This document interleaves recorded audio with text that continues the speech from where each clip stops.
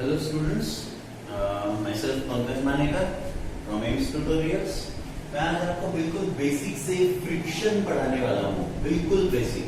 But friction एक बहुत ही अलग और बड़ा टॉपिक है। वैसे तो हम उसको समराइज करते हैं तब काफी छोटा हो जाता है वो, बट फर्स्ट टाइम पढ़ने के लिए मैं आपको एक बात बता दूं, अलग अलग हिस्सों में हम इसके वीडियोस बनाएंगे। आज मैं आपको फ्रिक्शन का सिर्फ और सिर्फ थ्योरेटिकल कॉन्सेप्ट पढ़ाने जा रहा हूँ, only theoretical aspect of the friction. इसमें कोई न्यूमेरिकल कवर नहीं होने वाला, बट ये जानना जरूरी होगा, आपको जानना बहुत इंपॉर्टेंट है, क्योंकि बिगिनर्स अगर आप हैं तो थ्योरेटिकल कॉन्सेप्ट आपको फ्रिक्शन का पता होना चाहिए। तो देखते हैं कि फ्रिक्शन कब होता है। सबसे पहली बात, फ्रिक्शन तब होता है जब दो सरफेसेस एक दूसरे के कांटेक्ट में आते हैं। तो फ्रिक्शन एक कांटेक्ट फोर्स है, हम इसको मेंशन कर लेते हैं that friction is a contact force. Friction एक कांटेक्ट फोर्स है जब भी दो सरफेसेस एक दूसरे के कांटेक्ट में आएंगे।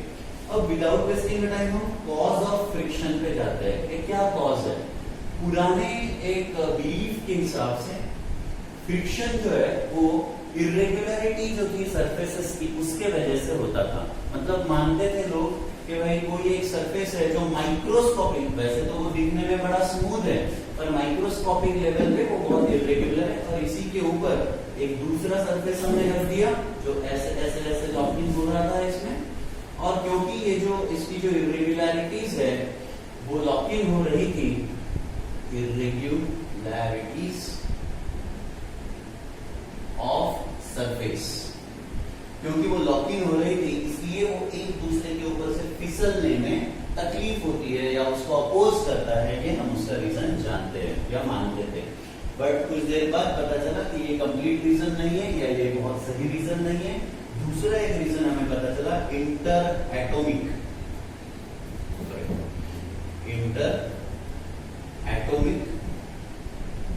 या इंटर मॉलिक्यूलर फोर्सेस।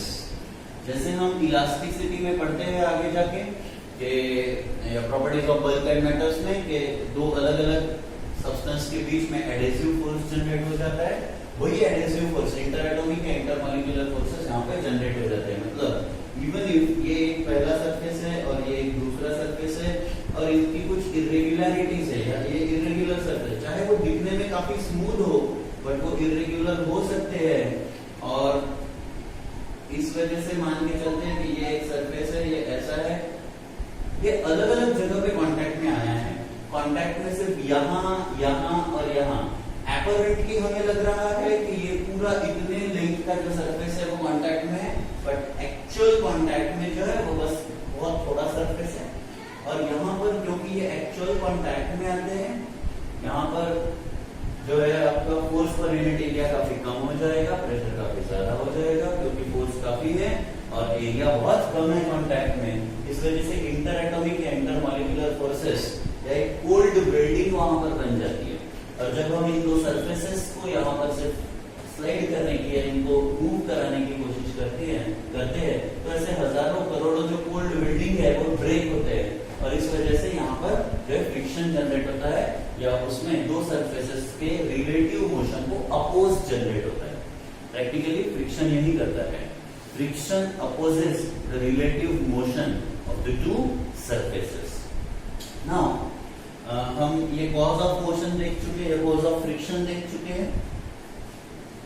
अब हम देखते हैं कि इसकी तीन बेसिक टाइप्स जो बिल्कुल इसके पिलर्स है फ्रिक्शन इस टॉपिक के, वो है आपका स्टैटिक फ्रिक्शन, पहला पिलर। दूसरा है लिमिटिंग फ्रिक्शन, और थर्ड होगा काइनेटिक फ्रिक्शन। तो स्टैटिक फ्रिक्शन के लिए सबसे पहले देख लेते हैं हम। स्टैटिक फ्रिक्शन ये एक सेल्फ एडजस्टिंग फ्रिक्शन होता है, या ये फोर्स जो है वो वेरिएबल हो सकता है। सबसे पहले देखिए कि मान के चलते हैं कि ये एक ब्लॉक है और इस ब्लॉक को मूव करने के लिए हमने कोई एक्सटर्नल फोर्स लगाया, कूलिंग वाला फोर्स है, हम पुश वाला भी लगा सकते हैं, कोई दिक्कत नहीं। और ये ब्लॉक मूव नहीं हुआ, अगर ये ब्लॉक मूव नहीं हुआ तो वो क्यों नहीं हुआ? क्योंकि यहां पर एक फ्रिक्शन फोर्स लग रहा था, जहां पर ये दो सरफेसेस कांटेक्ट में आ रहे थे वहां एक फ्रिक्शन फोर्स लग रहा था, और ये फ्रिक्शन फोर्स इसके मोशन को या वुड बी मोशन को अपोज कर रहा था। तो हमने देखा कि F एक्सटर्नल जो है वो छोटा है than the friction it is causing, the block is causing। और इस वजह से हम ये कहते हैं कि स्टैटिक फ्रिक्शन कितना होगा, तो बहुत ही अच्छे से देख लीजिए, स्टैटिक फ्रिक्शन की वैल्यू कितनी होगी, तो वो उतनी ही होगी जितना के एक्सटर्नल फोर्स लगाया था। F स्टैटिक कितना होता है? F स्टैटिक एक्सटर्नल या अप्लाइड फोर्स के इक्वल होता है, पर कब? Only when block is not moving. अगर वो मूव नहीं हो रहा है तब। अगर आप एक एक्सटर्नल और बढ़ा भी दोगे, बट अगर ब्लॉक मूव नहीं हुआ तो भी जो हमारा फ्रिक्शन फोर्स होगा या स्टैटिक फ्रिक्शन फोर्स होगा वो कितना होगा? अप्लाइड फोर्स के इक्वल। मान के चलते हैं, इसको एक एग्जांपल के तौर पे हम देखने वाले हैं। कैसे एग्जांपल देखने वाले हैं? देखिए स्टैटिक फ्रिक्शन का, कि ये एक ब्लॉक है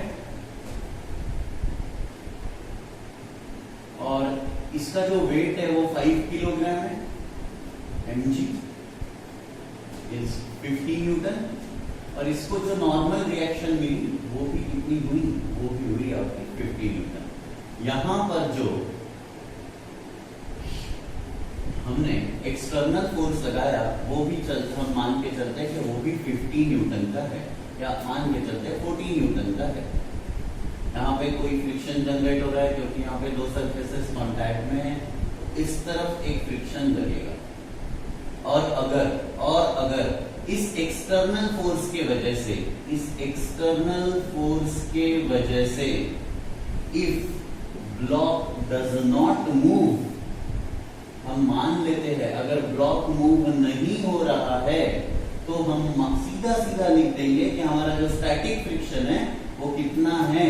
वो स्टैटिक फ्रिक्शन एक्सटर्नल फोर्स से इक्वल है, दैट इज 40 न्यूटन है। एकदम सिंपल। ब्लॉक मूव नहीं हुआ तो जितना अप्लाइड फोर्स है उतना ही फ्रिक्शन स्टैटिक फ्रिक्शन फोर्स है। Applied force is equal to static friction force if block does not move. हम यहाँ पे लगा देते हैं F applied is equal to F static if block is stationary।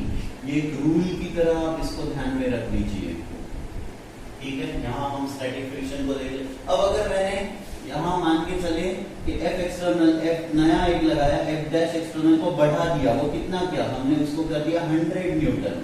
100 Newton करने के बाद भी अगर ब्लॉक मूव नहीं हुआ, इफ ब्लॉक रिमेन स्टेशनरी, अगर ब्लॉक स्टेशनरी ही रहता है तो हमें फिर एक बार समझना होगा कि क्या हुआ है। आपका स्टैटिक फोर्स किसके इक्वल हुआ? फिर से F एक्सटर्नल के इक्वल हुआ। एक्सटर्नल कितना है? 100 न्यूटन। देखिए पहली बार हमने देखा था कि एक्सटर्नल 40 न्यूटन है, तब स्टैटिक फोर्स कितना हो गया? 40 न्यूटन। क्यों हुआ? क्योंकि ब्लॉक मूव नहीं हुआ। दूसरी बार हमने एक्सटर्नल फोर्स बढ़ा दिया, कितना कर दिया? 100 न्यूटन। फिर से स्टैटिक फोर्स कितना हुआ? उतना ही हुआ जितना कि एक्सटर्नल फोर्स है। और क्यों ऐसा हुआ? क्योंकि ब्लॉक मूव अब भी नहीं हुआ है। जब तक ब्लॉक मूव नहीं होता तब तक एक्सटर्नल फोर्स और स्टैटिक फोर्स इक्वल होता है। इसीलिए हम स्टैटिक फोर्स को सेल्फ एडजस्टिंग फोर्स कहते हैं।